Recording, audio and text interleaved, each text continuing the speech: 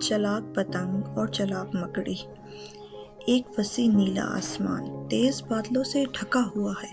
ایک متحرک سرخ پتنگ اونچی اٹھتی ہے، اس کی دم ہوا میں ناچ رہی ہے۔ پتنگ کوئی عام پتنگ نہیں تھی، اس نے ایڈونچر کا خواب دیکھا، چھتوں اور باغات سے باہر کی تلاش کا، جو وہ اچھی طرح جانتی تھی۔ ایک تیز ہوا والے دن اس نے اپنی ڈور پر حرکت محسوس کی۔ نیچے عامر نامی ایک نوجوان لڑکے نے ڈور پکڑ رکھی تھی، اس کی آنکھیں جوش و خروش سے چمک رہی تھیں۔ ایک نے پتنگ کو ڈھیل دی اور پتنگ چھتوں کو عبور کرتے ہوئے دھوپ میں بھیگی گلیوں کی طرف ڈوب گئی۔ اچانک پتنگ کو ایک تیز دھڑکن محسوس ہوئی۔ وہ مکڑی کے ایک بڑے جالے میں پھنس گئی تھی، جسے ایک چلاک مکڑی نے بنا تھا، جو اپنے وسیع جال کے لیے مشہور تھی۔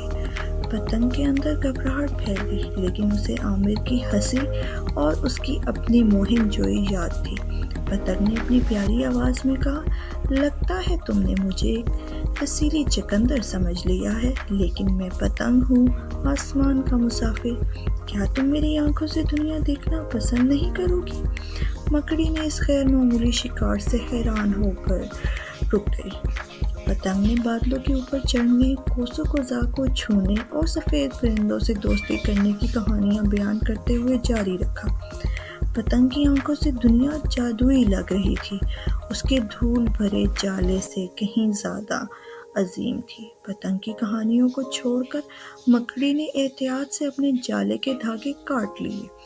ایک ہلکے دھکے سے اس نے پتنگ کو واپس آسمان کی طرف بھیج دیا، اور جیسے ہی پتنگ بڑھا، اس نے مکڑی کی کہانی کو آگے بڑھایا۔ ایک مکڑی کی کہانی جس نے ایک خوبصورت دن کے لیے اپنے جالے سے پرے خواب دیکھنے کی ہمت کی۔ پتنگ اور عامر نے اپنی مہم جوئی جاری رکھی۔ آسمان پتنگ کے قہقہوں سے گونج اٹھا، اور ایک کھلی پسری چھت کے کونے میں مکڑی نے ایک نیا جالا بننا شروع کر دیا۔ اس کی نگاہیں نہ ختم ہونے والے آسمان پر جمی، یہ یاد دہانی کہ چھوٹی سے چھوٹی مخلوق بھی وسعت کو چھو سکتی ہے۔ اگر آپ اس چینل پر نئے ہیں تو بیل آئیکن کو دبا کر لائک، شیئر اور سبسکرائب کر دیں۔ شکریہ۔